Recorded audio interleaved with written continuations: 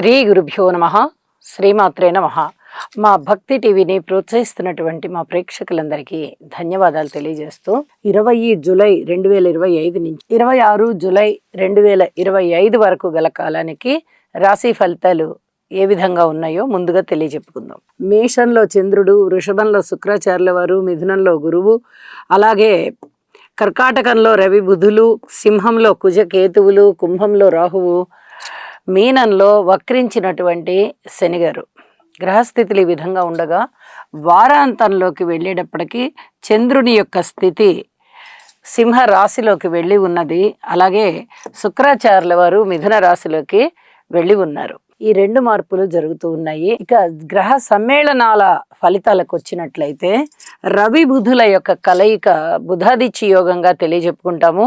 ఇది ఏ రాశిలో ఉన్నా కూడా ఇంచుమించుగా మంచి ఫలితాలనే ఇస్తుంది. అయితే గోచారంలో కొన్ని రాశులకి ప్రత్యేకత ఉంటుంది. ఆ ప్రత్యేక స్థానాలలో ఉన్నప్పుడు మరింతగా ఆ రవి బుధుల యొక్క ఫలితాలు ఎక్కువగా ఉంటాయి. అది ఒకవేళ దుస్థానం అయినట్టయితే ఏ రాశికైనా ఈ కర్కాటక రాశి ఫలితాలు కొంచెం తక్కువగా ఉంటాయనే కానీ ఫలితాలు మటుకు రవి బుధుల కలయిక చాలా చాలా బాగుంటుంది. అలాగే కుజకేతువులు ఇది చెప్పుకోదగినటువంటి కలయిక అన్నమాట. అంటే ఎటువంటిది కొంచెం దైవభక్తిని పెంచుతాయే గాని దుష్పరిణామాలకి దారితీస్తూ ఉంటుంది. ఇది పరిహారం చేసుకోవాల్సినటువంటి కలయిక. అలాగే దృష్టుల విషయానికి వస్తే శనిగారి యొక్క దృష్టి శుక్రాచార్యుల వారి మీద పడుతోంది. ఇది ఆత్మీయత, ఆప్యాయత, ఆత్మీయత ఇట్లాంటి అనురాగాల విషయంలో భార్యాభర్తల మధ్య కొన్ని రకాలైనటువంటి అపోహల్ని, ఇబ్బందుల్ని తీసుకొని వస్తుంది. తప్పనిసరిగా పరిహారాలు చేసుకోవాలి. శనిగ్రహ స్తోత్రాలు పారాయణ చేసుకోవాలి, శుక్రగ్రహ స్తోత్రాలు పారాయణ చేసుకోవాలి. అలాగే కుజుని యొక్క 7వ దృష్టి రాహు మీద, 8వ దృష్టి శనిగారి మీద ఉంటుంది.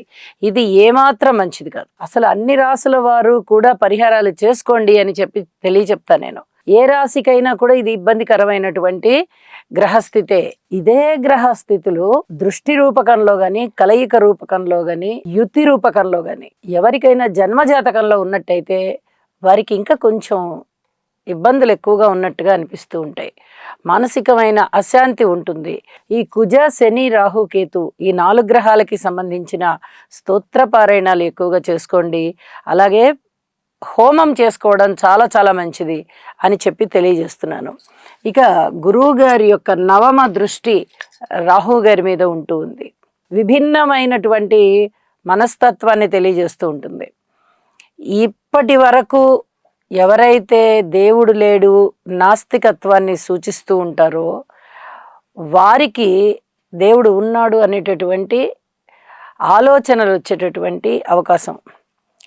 భగవంతుడు ఉన్నాడు అనుకునే వారికి ఇంకా ఎక్కడున్నాడు భగవంతుడు, ఇన్నాళ్ళ నుంచి చూస్తున్నాము, ఎక్కడ పరిస్థితుల్లో మార్పు లేదే అనేటటువంటి ఫలితం. అంటే ఈ 2 రకాలైనటువంటి మనస్తత్వము, ఆలోచనలు కూడా ఈ గురువు గారి యొక్క దృష్టి రాహు మీద పడుతున్నందువల్ల ఉంటాయి. కాబట్టి ఇక్కడ కూడా స్తోత్ర పారాయణలకి అవకాశం ఇవ్వండి, తప్పనిసరిగా చేసుకోండి. ఇక వారాంతానికి వెళ్ళేటప్పటికీ శుక్రాచార్యుల వారు గురువుతో కలిశారు. ఇది చాలా అద్భుతమైన యోగం. 2 గురువు గారులు ఒకటే రాశిలో ధనయోగాలు బాగా ఉంటాయి. ఏ ఏ రాశులకు ఉంటాయి అనేది తెలియచెప్పుకుందాము. అలాగే చంద్రుడు కుజకేతువులతో కలిసిన్నారు. 3 గ్రహాలు కలిసి ఉన్నాయి. కొంచెం మానసికమైనటువంటి చింతన ఎక్కువగా ఉండడము, ఎక్కువగా వ్యాపారం చేయడానికి ఉత్సాహం చూపిస్తూ ఉండడము. అయితే అందులో లాభాలు వస్తాయా అంటే లాభాలు వచ్చే మాట తర్వాత, ముందరైతే ఉత్సాహం చూపిస్తూ ఉంటారు. ఇలాంటివే ఎక్కువగా ఫలితాలు ఉంటాయి అని తెలియజేస్తూ పరిహారాల విషయంలో ప్రతి రాశి వారు తప్పనిసరిగా నవగ్రహ స్తోత్ర పారాయణాలు చేసుకోమని మరొక్కసారి సూచన చేస్తూ ఉన్నాను. ఇక రాసుల్లోకి వెళ్దాము. ధనస్సు రాశి వారికి ఎన్ని రకాలుగా అదృష్టం వీరిని వెంటాడుతోందో అన్ని రకాలుగానూ వెంటాడుతోంది. సత్ఫలితాలు ఉన్నాయి. గోచారాన్ని నిర్దేశించే గ్రహాలు శనిగారు, గురువుగారు, రాహుకేతువులు. వీరు ఎక్కువ కాలం ఒక రాశిలో సంచరిస్తూ ఉంటారు కాబట్టి మంచైనా చెడైనా ఒక నిర్దిష్ట కాలం జరుగుతూ ఉంటుంది. కాబట్టి వీటి యొక్క ప్రభావాలు గోచారం మీద చాలా బాగా ఉంటాయి. అయితే ఇప్పుడు ప్రస్తుతం ఖగోళంలో ఉన్నటువంటి గ్రహస్థితుల రీత్యా ధనస్సు రాశి వారికి రాహు గారి యొక్క స్థితి గాని తృతీయంలో, సప్తమంలో గురువుగారి యొక్క స్థితి కానీ చాలా చాలా అద్భుతంగా ఉంటూ ఉన్న కారణం చేత ఇక్కడ 2 గ్రహాల యొక్క ఉనికి, పెద్ద గ్రహాల యొక్క ఉనికి ఎప్పుడైతే బాగుందో ఇక తిరుగులేని విధంగా ఉంది. భగవంతుని యొక్క ఆశీర్వచనాలు దొరుకుతున్నాయి. అలాగే మీరు ఏదైతే ఆలోచన చేస్తున్నారో, ఏదైతే కాయకష్టం చేయవలసి వస్తుందో, ఏదైతే అన్నదమ్ముల యొక్క సహాయ సహకారాలు మీకు లభిస్తూ ఉన్నాయో అవన్నీ కూడా, ఆ పనులన్నీ కూడా పూర్తి విజయవంతం అయిపోతాయి. ఇది చాలా చాలా చెప్పదగినటువంటి సూచన అన్నమాట. తృతీయ స్థానంలో రాహువు ఎంత బాగా యోగిస్తున్నారంటే అనుకూలమైనటువంటి అన్నదమ్ముల యొక్క సహాయ సహకారాలు, మనోనిబ్బరం పెరగడము, అలాగే మంచి మంచి ఆలోచనలు చెయ్యడము, ఈ రకంగా చాలా లబ్ధి పొందుతున్నారు. ఇక భగవంతుని యొక్క ఆశీస్సులు మీకు ఉన్నాయి అన్నట్టుగా గురువుగారి యొక్క స్థితి సంచారము చాలా చాలా బాగుంది. రాశి మీదనే దృష్టి పెడుతూ ఉన్నారు. సన్మాన సత్కారాలు ఉంటాయి, ధన లాభాలు ఉంటాయి, అలాగే మీ మాట చెలామణి అవుతుంది, మీ గృహములో ఐకమత్యం చాలా బాగుంటుంది, మీ సంతానం చాలా చాలా వృద్ధిలోకి వస్తారు, సంతానం కావాలి అనుకునే వారికి సంతానం వస్తుంది, పిత్రార్జితాలు బాగుంటాయి, పితృవర్గ రీత్యా బాగుంటుంది. ఇంకా ఏమి కావాలండి, ఊహించని విధంగా లాభాలు కూడా వస్తున్నాయి, వీరికి లాభాలు వస్తున్నాయి, అనేక విధాల మనశ్శాంతి పెరుగుతోంది. ఇంకా వేరే ఇది కావాలి అది కావాలి అని అనుకోకర్లా. గృహములో మరమ్మతులైనా జరుగుతాయి, గృహానికి సంబంధించి, లేదా కొనుగోలు చేస్తారు, నిర్మాణ రంగం బాగుంది.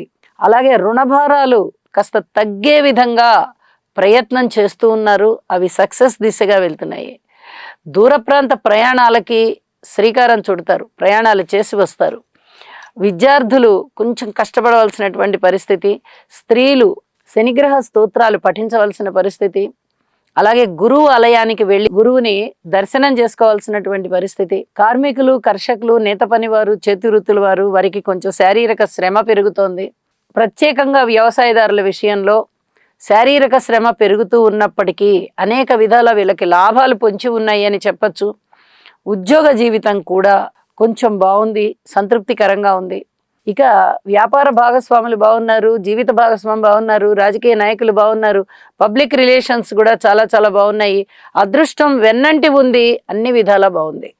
ఇక వారాంతానికి వెళ్ళేటప్పటికి చంద్రుని యొక్క స్థితి నవమంలోకి వచ్చింది, శుక్రాచార్యుల వారి స్థితి సప్తమంలోకి వచ్చింది. శుక్రాచార్యుల వారి వల్ల లాభం లేదు, చంద్రుని వల్ల లాభం లేదు, ఏమి ఉపయోగకరమైనటువంటి ఫలితాలు అయితే ఏమీ ఉండబోవడం లేదు.